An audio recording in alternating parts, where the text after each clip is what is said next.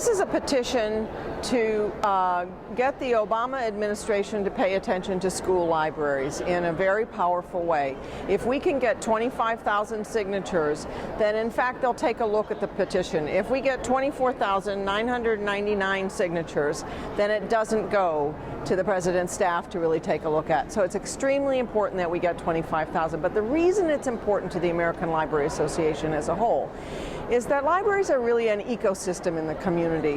When we have a weak link anywhere, other libraries have to try to pick up the slack, and they don't have the tools that they need in order to do that. So if a school library doesn't do well in a community and all those students turn to the public library for resources, public library can support them and help them in many ways, but not in the way a school librarian can, and with a collection that's really built around what the curriculum is for the school system. We don't do that in public libraries. We do serve the broader public, and we support reading and other kinds of programs for students, but not to support the curriculum. So it's very important, and it's the reason that public libraries and academic libraries and people in the community who care deeply about those libraries should also care about school libraries. Well, we keep working. This is an idea that President of the American Association of School Libraries, part of ALA, the division of ALA that works with school librarians and on school libraries issues, an idea that the president of that association, Carl Harvey, came up with. He started this petition, and it has the potential to have some power.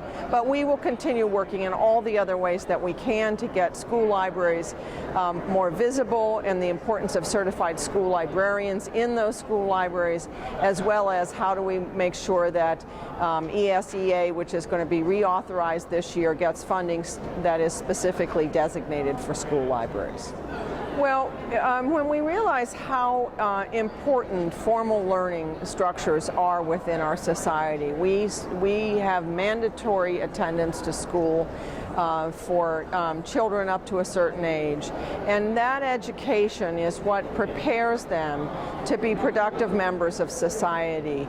We have higher education that offers them opportunities to specialize and to get education and training beyond what elementary and high schools will do. What we don't have is a good way of making sure that everyone gets information literacy training. So if you have mandatory schools and kids have good libraries in those schools, and with certified school librarians who can teach them how to use the resources that are out there. You know, we all talk about how we have this wonderful access to the internet, but anyone can put anything they want up on the internet. And what school librarians can do is help students learn how to use the internet in ways that they get to authoritative sources, that they find information that is in fact correct and not made up by somebody in their head that they just posted it on the internet.